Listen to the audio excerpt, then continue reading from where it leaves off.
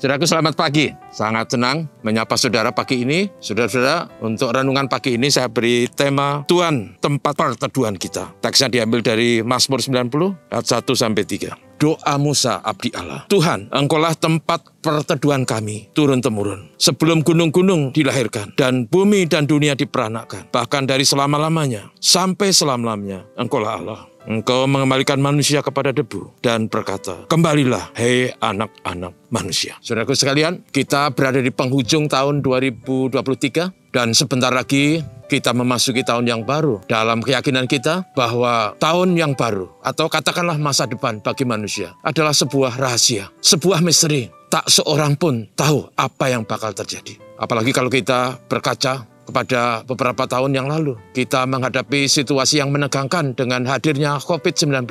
Begitu banyak saudara kita yang tertular dan menderita. Bahkan tidak sedikit yang harus meregang nyawa dan meninggal dunia. Tapi berkaca dari semua situasi itu, kita bersyukur manakala kita masih diberi kehidupan dan diberi kesempatan. Itulah anugerah Tuhan. Dalam keyakinan ini, saudara sebagai orang beriman, walaupun kita tidak tahu apa yang bakal terjadi, tapi firman Tuhan mengatakan bahwa Tuhan adalah tempat perteduhan kami. Turun-temurun dari generasi ke generasi. Artinya saudaraku bahwa Tuhan itu, Tuhan yang memberikan kita hidup. Tuhan juga, Tuhan yang selalu menunjukkan kasih, setia dan rahmat. Bahkan baru setiap hari. Ratapan 3 ayat 22-23. Tuhan adalah tempat di mana kita mendapatkan kedamaian, ketentraman, bebas dari ketakutan, bebas dari kecemasan, bebas dari kekhawatiran. Kalau kita sungguh-sungguh bersandar pada Tuhan. Sekali lagi karena Tuhan adalah tempat perteduhan kita dari zaman ke zaman, dari generasi ke generasi. Bahkan teks kita mengatakan sebelum gunung-gunung diperanakkan. Sehingga saudaraku, walaupun hidup ini anugerah Tuhan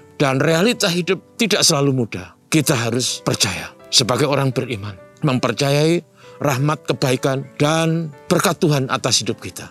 Karena itu saudaraku, sesuai dengan teks ini, kita diajar untuk menjadi orang-orang yang mempercayai Tuhan, yang bersandar pada kebenaran dan kekuasaan Tuhan, yang percaya akan sabda Tuhan untuk dimengerti, ditaati, dipraktekkan dalam hidup ini, supaya hidup kita menjadi hidup yang layak dan berkenan di hadapan Tuhan. Saudaraku, hidup sekali lagi adalah misteri. Tetapi bagi kita orang beriman, kita harus percaya. Apapun yang terjadi, kita yakin Tuhan adalah tempat perteduhan kita. Karena itu yang penting bagi kita adalah mari kita mencari Tuhan dan mengasihi Tuhan serta mentaati Tuhan supaya hidup kita berkenan, supaya hidup kita layak sesuai dengan kehendak Tuhan. Sebagai tanda bakti, sebagai tanda kasih kita pada Tuhan. Sebab dialah tempat perteduhan kita. Perteduhan bahkan bagi anak cucu kita. Mari ikut Tuhan dengan segala kesungguhan dan mentaati sabda Tuhan. Sebab Tuhan adalah Tuhan yang memberi kepada kita keteduhan, kedamaian, dan kenyamanan. Saudaraku, hari-hari ke depan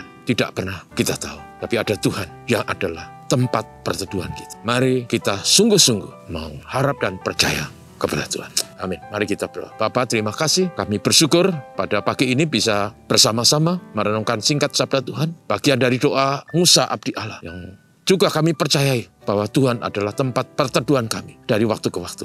Tolong kami supaya kami menjadi umat yang selalu percaya, mengasihi dan taat kepada Tuhan. Sebagai tanda bakti dan kasih kami. Karena dari Tuhanlah kami peroleh hidup dan hidup yang teduh damai. Tuhan menolong kami semua dalam aktivitas hari ini. Tuhan menolong negeri kami diberkati di tahun politik ini.